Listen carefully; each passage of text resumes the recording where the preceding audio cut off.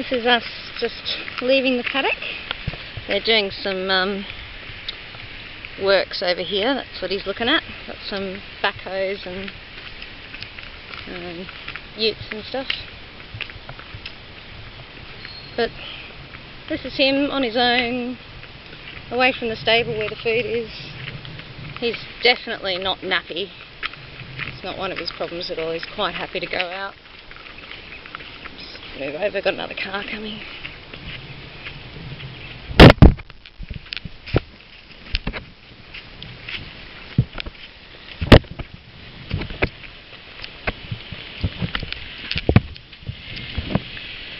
No, we're not going to race the car, Trev.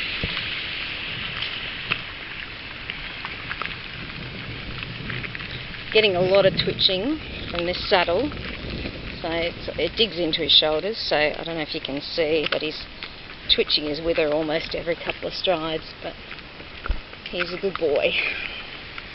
He doesn't take advantage of it. I don't ride him in it, obviously, very often for this reason, so I don't want to cause him any pain.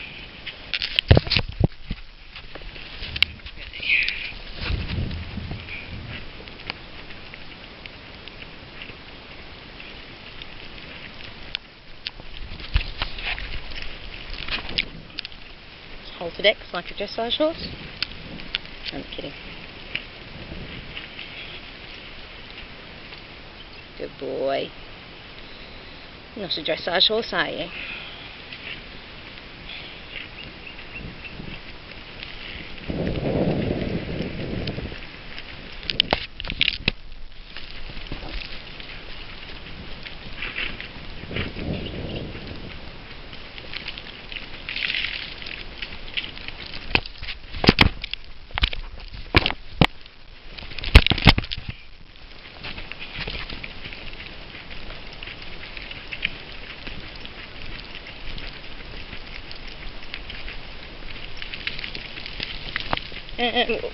Just lost the bridle. I've got his bitless bridle on.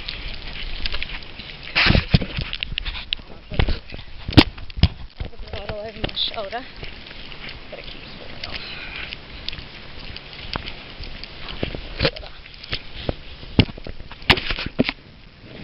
Sorry. Let me try that again. So as you can see, I'm riding one-handed because I got the camera in the other hand. So this is all done on neck reining and seat. He's very responsive to where your seat goes. It's one of the things I had to learn. It's a little bit different to English turning, is instead of outside leg, inside leg into outside hand. I actually have to bring my God, I'm not fit, am I? I actually have to bring my inside leg back and my outside leg forward to allow the shoulders to turn freely. When I was doing it the opposite, which is the English way. Good boy. I was actually getting, quite a lot of resistance from him. Good boy. And I couldn't understand why until someone pointed out to me that when you put your outside leg back, you're actually opening your hip on that side, and for a horse that works off the sort of cues that Trev does, that my leg and my hip were saying two different things. So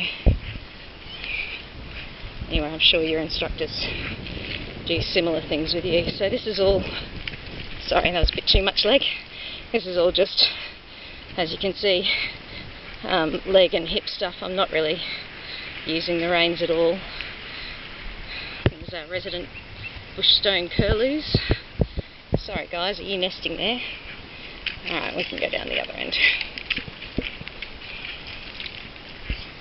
This walk is amazing. He's got the biggest walk. Honestly, if you don't just relax and go with it, you can get a very sore lower back the next day.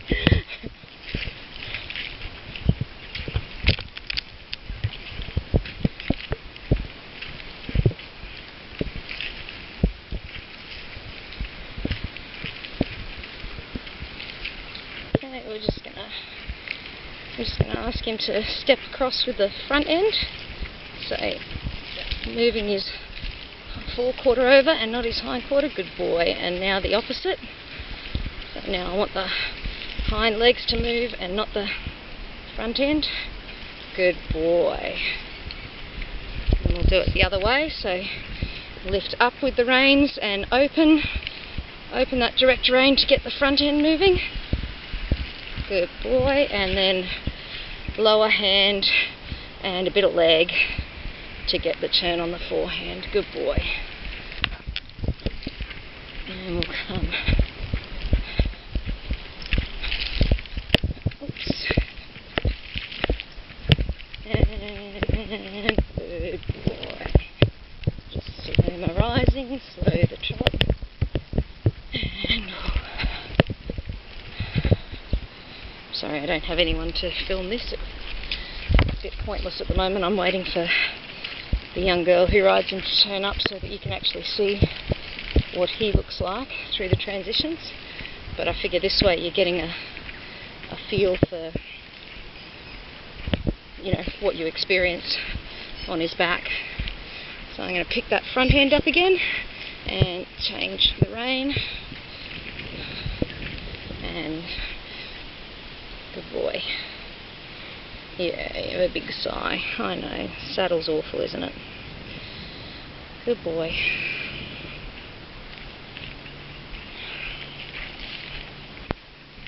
Very, like, that took no leg at all to move off into walk. It's really position of your hand forward, and you can see straight into trot, hand back into walk.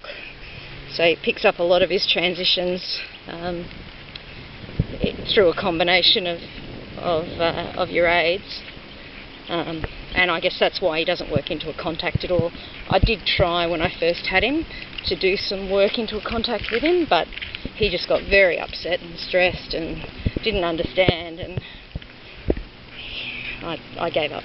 I'm not that good a horse trainer, so I figured I'd be easier for me to learn to ride his way than for him to learn my way. But as you can see, nice loose rein. He'll walk along quite nicely, and he'll turn on that rein too. See, I'm just a bit of neck rein there, and we get the turn, and back the other way, and here we go. So, and this is, sorry, I think I already told you, this is the bitless bridle, so this is all being done, and sort of see if I can get his head. Can you turn your head a little bit for me? Turn your head a little bit for me.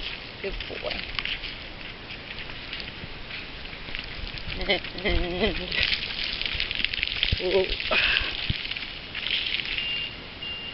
And we can back up. Back up. Good boy. Hands quite high for the back, so to go from here to here, and you get your back, and then down again. Good boy. Well, I can't do much more until someone turns up to film for me, so, oh, there he is. Hey, Trevi. Want to show us your bridle? There you can see the... Good boy. Come on. Cha-cha. There you go. So you can see that's his bitless bridle. This was made for him, so I'm happy to send that with him if you want it, if bitless is something that you want to do. I actually find him less, what's the word, tense in the bitless. Like when you put the bridle on, he'll do all the same things because you still do everything on a loose rein. But I find he sort of sets his neck a little bit more. I think he's been hurt by a bit. They used to ride him in, spade bits, western bits, not spade, shanks. So I think as soon as you put a bit in his mouth, he does tend to tense up a little bit. So that's why I mostly ride him in this. When he goes to pony club with the 15-year-old girl, obviously he has to wear a bit. They don't allow bitless. and when I've done you know, Western Trail and stuff on him, he's had to wear a bit, so you know, he'll do it. And I just use a snaffle. I've actually got a double jointed snaffle. I'm not sure what it's called, but you know, because I find it quite a gentle bit. Doesn't have the nutcracker action. Okay, I'm going to turn this off now because you're probably bored crazy, and as soon as someone gets here we'll get some other footage.